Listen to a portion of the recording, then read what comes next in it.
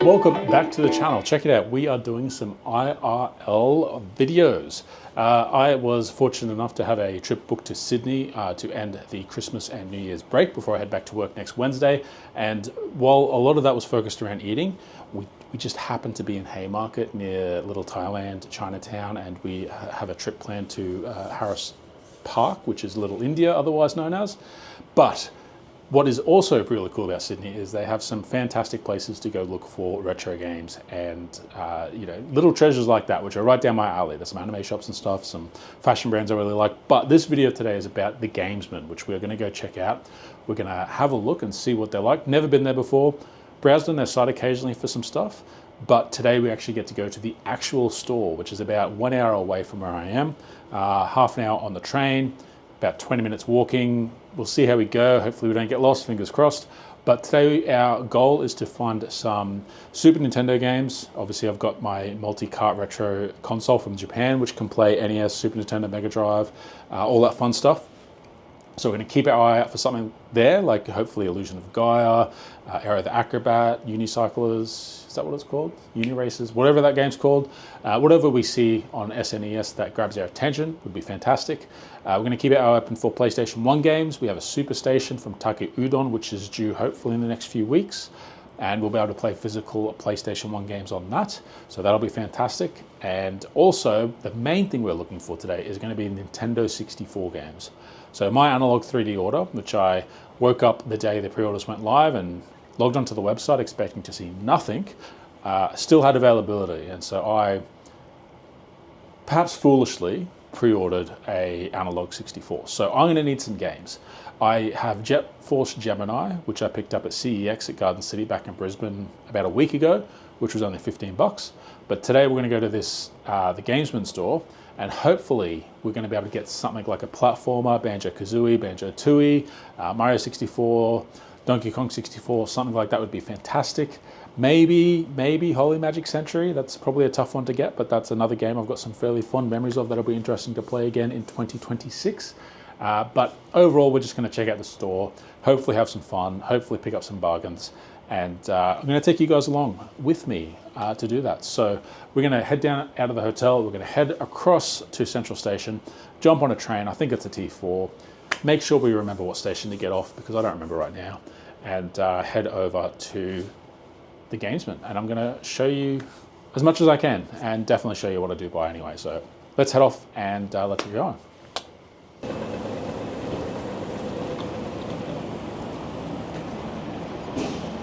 I have to say, I really love Sydney.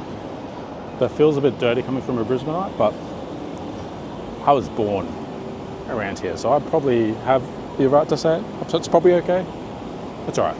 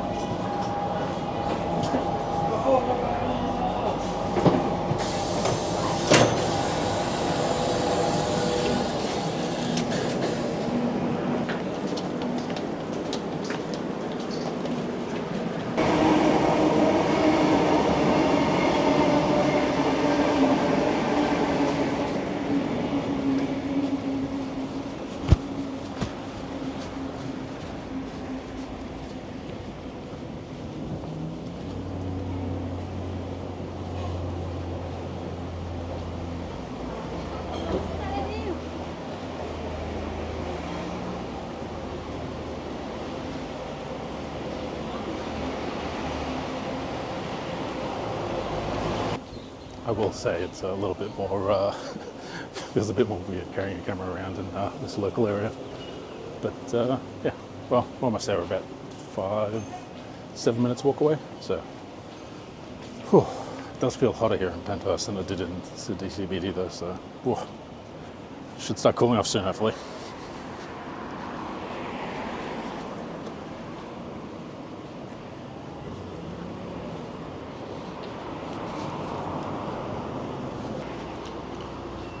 There's a lot of tasty looking food along here. I wouldn't be so tough to eat here, but I don't think we've got time today, unfortunately, but nice to know. That intersection up ahead, we're just going to go left there. And I think that's about 2/3 of the way from the station. All right, I'm glad that my partner didn't come because this was a little bit further a walk than I thought. Whew. Still less than an hour from Sydney CBD. Hopefully still worth it. It'll be fine. It'll be fine. I might be a bit more encouraged to buy something to make it worth the trip though. So, hey, that's all right.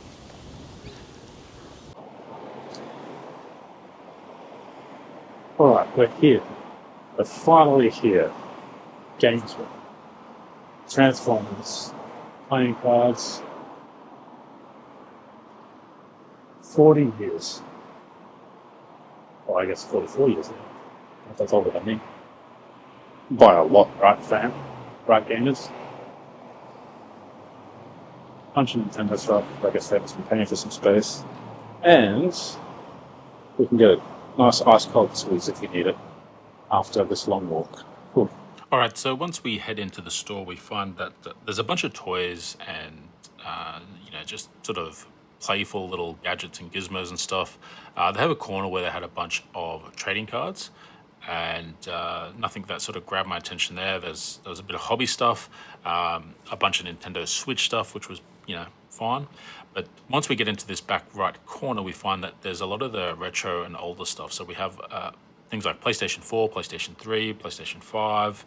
I did that out of order. But then we have the museum section, which goes from Atari all the way through to modern PlayStation consoles. So here we have a bunch of NES stuff, including the accessories, which was quite interesting to see. Sega Master System, probably maybe 30% of the space was Game Boys and all the various different versions of Game Boy Color, Game Boy SP, Game Boy Advance. Also, colorways was a big thing. A cartridge there, they got awarded as a retailer for selling a certain amount of copies back in, I think, 1993. And here's their SNES section, which was really cool, including a whole bunch of different pack-in game options with the actual SNES itself. So you can see their Mario Kart. I think they had All-Stars as well. The 64 Pikachu console, which real gem in the current year. A bunch of GameCube stuff, and here we start to get on to the PlayStation area, and also some Game Boy SP and etc. Some more consoles and stuff, moving out of the way of the gentleman, and a whole bunch of games and cartridges for the Game Boy and Game Boy Advance. This part of the store is typically where the stuff for sale actually lives. You can see when they've got a price mark on it. Everything else was basically just for their museum and their personal collection. Here we have like the 64 and SNES games, and there wasn't a huge selection, unfortunately. I definitely have seen places with a few more. So here's another closer look at the museum area for the SNES.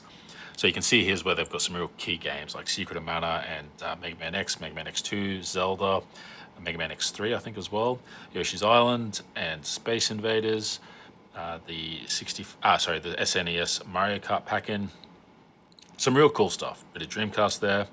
And back looking at specifically what the SNES offerings were, nothing grabbed me enough to want to buy it. Probably the closest was maybe Lion King there, just because it's such a sort of infamously difficult game. I remember sort of, always struggling to get past the Elephant Graveyard when I would rent it out for a week or so. Bubsy as well. All-Stars, again, it was tempting, but for that price, I mean, I can play those games on the Virtual Console, which is probably fine if I'm being perfectly honest. But small selection, but I guess it's nature of the beast when you live in Australia, I guess. So here's the NES stuff again. I was surprised I didn't find any copies of Super Mario Brothers and Duck Hunt. I usually sort of see them all over the place for real cheap because they were another one of those packing games. PlayStation 1, again, I'm sort of more looking for JRPGs and stuff, so whether it was a Tales of game or Final Fantasy. Was Tales of on PlayStation 1 or just PlayStation 2? Again, surprised I didn't have any sort of Final Fantasy games up front, like 7 and 8.